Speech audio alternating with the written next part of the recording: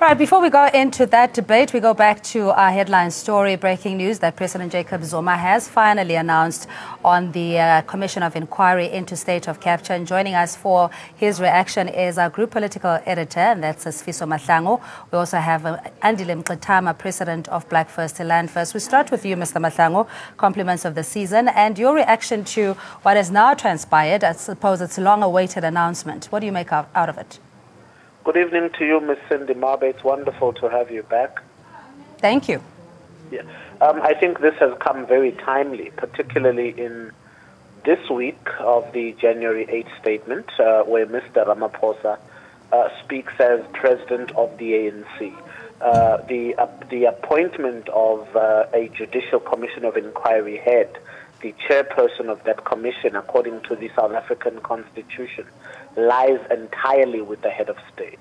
I don't know if it would have been fair to those who voted for the ANC or those who endorsed the Constitution of the Republic for them to renegade their power to the public protector or to the Chief Justice. If we look beyond the Constitution or evade it, at one point, where do you draw the line? And I understand that there is a school of thought out there that believes President Jacob Zuma could not appoint the chair of the Judicial Commission of Inquiry because he is implicated in state capture.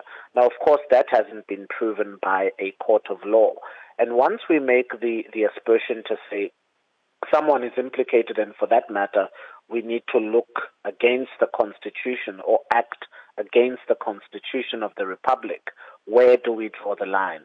However, I'm glad that President Jacob Zuma has, made the statement and allowed for there to be a Judicial Commission of Inquiry and has used the Chief Justice thereof. So I think no one in this country can say, oh yes, it is because he's implicated, it is because the chairperson he has appointed is captured, because he's paid off the chairperson. Now there is an opportunity for real state capture to be spoken about in this nation.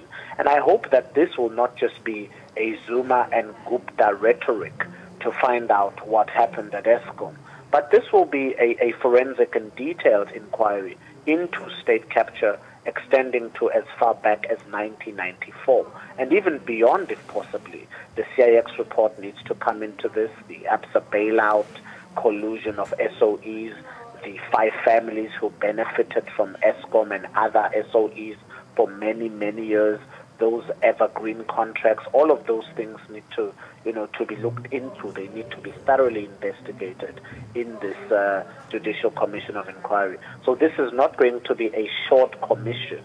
I think those people who really captured the state for many, many years, even before Mandela was the president, in the Mandela presidency, in the Mbeki presidency, and even in the Zuma presidency, will not sleep tonight trying to find ways to cover, their corruption and cover their crimes committed through the years, because the truth will come to South Africa. All right, please stay on the line. Sfiso Mahlangu, political editor for NN7 and sister publication. We also have General Bantu Lomisa, UDM president or leader. Thank you so much for your time. A quick reaction on finally the announcement of the Commission of Inquiry into state capture. Well, we finally welcome this. This is what we have been calling for. We understand the technicalities which might have been associated with JZ appealing that decision that the deputy president must appoint, but he seemed to have, typical of JZ, he seemed to have changed the direction. But what is important is to read the terms of reference, which are likely to be published tomorrow.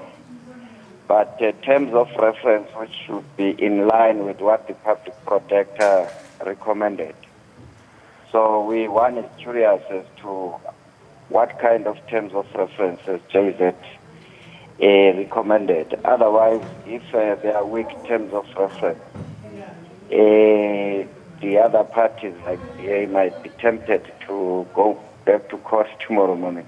General Holomisa, just maybe take us into your confidence that should the terms of reference be extended beyond the recommendations of the Public Protector Advocate Thuli Madonsela's report, that it needs to be backdated, if you will, as far as possible into the evergreen contracts and who has been benefiting from lucrative state contracts. Would that be a derailment of the process of getting to state capture, if it includes what the Advocate Madonsela had said, including the extension of the terms as well? Well, in principle, one cannot say corruption must be investigated from a particular point or a date. If there is evidence to prove that there is a need to do so.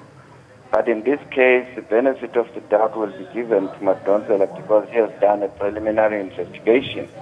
Hence, she came up with the remedial action to address a crisis which was presented to her after thorough investigation. So I'm not that worried. I'm just happy that state capture inquiry is starting at last. General Holomisa, we're going to leave it there. Compliments of the season to you. That's General Bantu Holomisa, leader of the UDM. We also have in studio the Deputy President of Black First, the Land First, Zanele Lwana, and we have Alex Mdakane from the Youth Young Communist League South Africa as the Gauteng Provincial Secretary. Before we go in studio, let's touch base with Andile Mqitama. He's the President of Black First, Land First. Mr. Mqitama, do you think this has now finally started the process of ticking the boxes so that we can get to the bottom of state capture? No, yes, firstly, we welcome this. It was long overdue. And as the Deputy President of BLF will further elaborate, for us, we don't believe state capture is a matter of focusing on the Guptas or President Zuma, but white monopoly capital.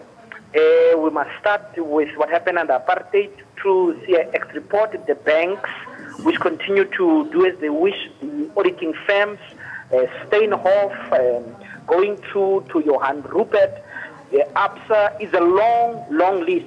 South Africa loses between 64 billion and more than 100 billion a year, money stolen by white monopoly capital, taken out of this country into offshores. We have just seen the Paradise Papers that again have shown that the South African white monopoly capital evades tax, is involved in systematic corruption.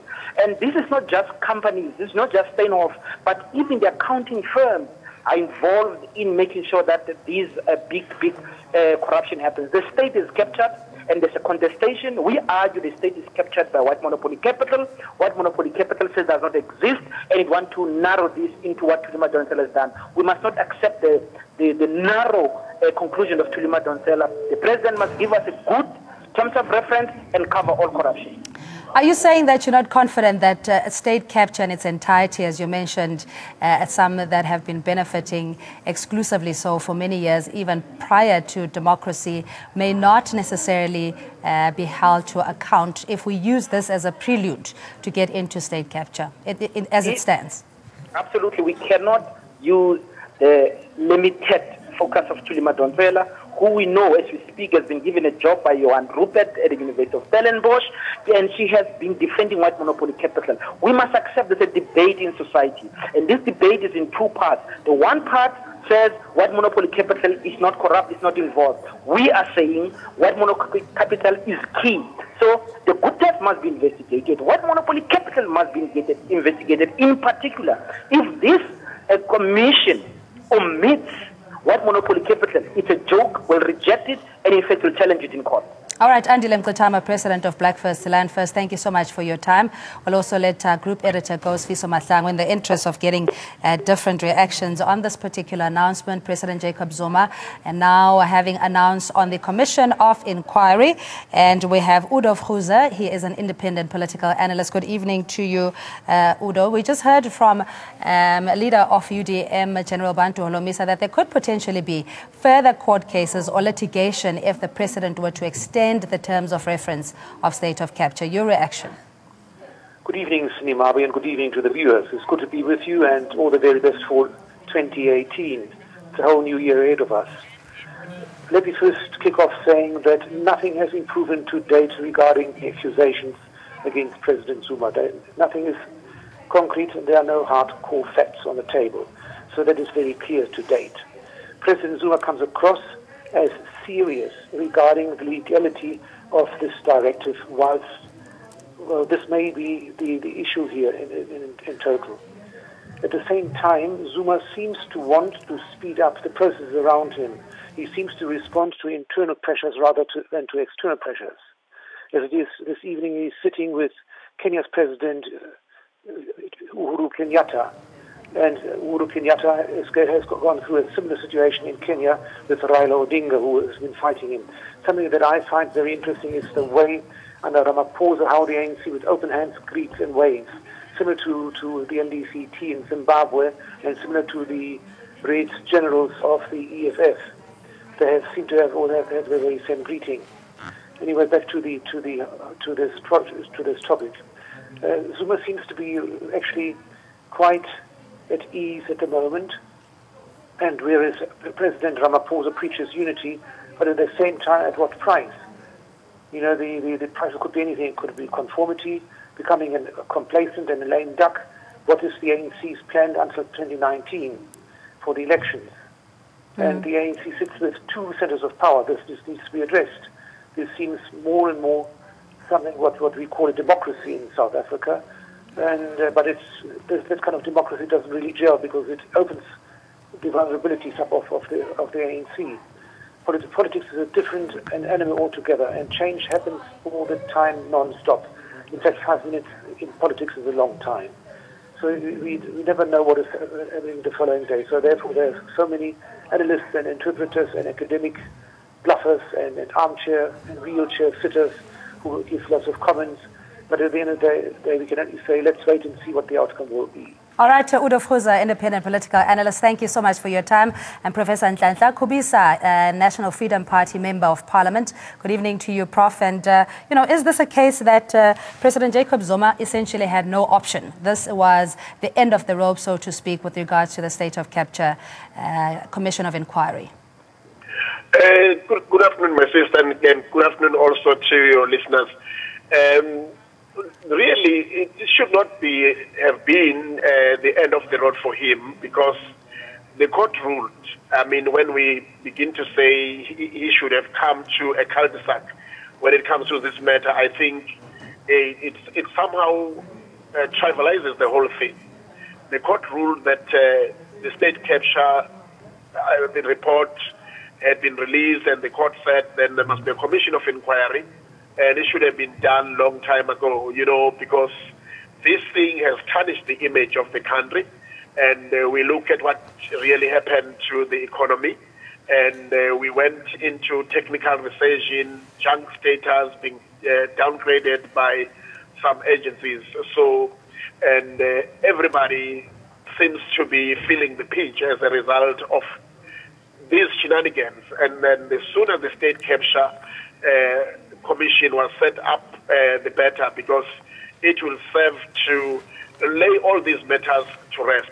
We, as the National Freedom Party, therefore, we welcome it, but of course we'll be expecting the presidency to come up with the dates and the time frames, because it cannot just be a declaration or a decree that there's going to be a commission without the time frames. And the sooner the time frames are declared, the better. Having said that, my sister, I think also it is important to say the National Freedom Party has been very vociferous in saying that, well, with matters of the state capture, we need to go even further, and look at what happened prior 1994 and at the beginning of 1994 when we entered into our democracy, because it seems there have been a lot of things that have been happening, and some of them were swept under the carpet. But in the meantime, therefore, we should welcome the fact that the state president is going to set up the commission of inquiry into the state capture, so as to harness all these things that are tarnishing the image of the country, and for the betterment of the country, for the betterment of the state. I don't think it would be a question of him coming to a... This thing has been postponed from time to time. I remember as the National Freedom Party, we also asked him in Parliament as to when he was going to appoint the Commission of Inquiry, and he said he will decree when he will do that. No, therefore, we welcome the move. All right, Professor Kubisa, we're going to leave it there. That's Professor Nhlanhla Kubisa from the National Freedom Party as a Member of Parliament, saying that he does encourage, or rather support President Jacob Zuma in expanding the terms of reference in the State of Capture Commission of Inquiry.